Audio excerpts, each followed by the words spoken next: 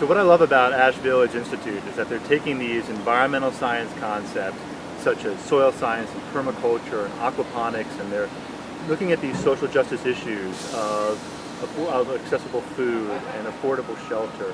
And they're taking these concepts and putting it together into this wonderful living learning laboratory where folks can come and see how they're applied in this really beautiful and really functional home setting. The kids just afterward, I mean, they were really into it, they were really focused, they were asking a lot of really good, deep questions, and afterwards they just couldn't stop talking about how amazing the trip was. They were so impressed with the way everything's laid out here. They just kept saying it was the best thing we've ever done, we need to do more stuff like that, we want to go back. They had more questions about all the different things that were integrated in the gardens and the water system. We learn in class so often about nature and about our connection to nature, but we are in a classroom, and when we can get into nature and we can get our hands involved in nature and understand our relationship, we get it on a much deeper level. So to bring students out here and get them out in the fresh air, out together, learning in a new space, learning with nature, and really just opens the door for unlimited amounts of learning about gardening, about permaculture, about natural building, a lot of things that moving into the future and right now are just incredibly valuable in creating more resilient, regenerative relationships between ourselves and the earth.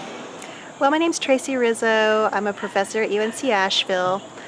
I love to teach a course on eco or environmental feminism to freshmen.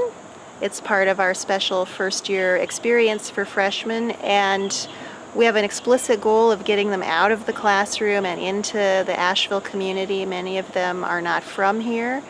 And so I brought the class here when this house was being constructed, 2005, or I should say and reconstructed. And what we really loved was seeing how these techniques could be applied to older homes, not just creating new homes in the woods, but actually taking inner city neighborhoods and doing natural house building here. For the students, it was awesome to have their hands dirty, their feet dirty. They rotated around the different jobs. So we had some very big questions about gender that we'd been reading theory and philosophy, but to come here and have the hands-on experience was something they, I'm sure, will never forget. And as freshmen, to have this kind of orientation to all the rich opportunities that Asheville provides is something that we at UNCA are very grateful for. I'm a big believer in experience. And we can talk, whether it's music, arts, nature, you can talk all day long, but until the kids actually experience, they can't actually put it into practice some way. So I think that one of the really vital experiences that kids could have here is coming here and getting their hands a little dirty and seeing the possibilities of what they could create in their own homescape, really simply.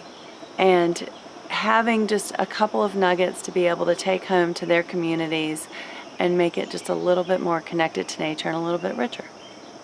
And because each area is so infused with so much creativity, it really just continues to spark your mind. So whatever you're here to explore with your group, you'll be surrounded at every step of something that will spark another creative thought or another possibility, another opening of ways that you just never looked at things.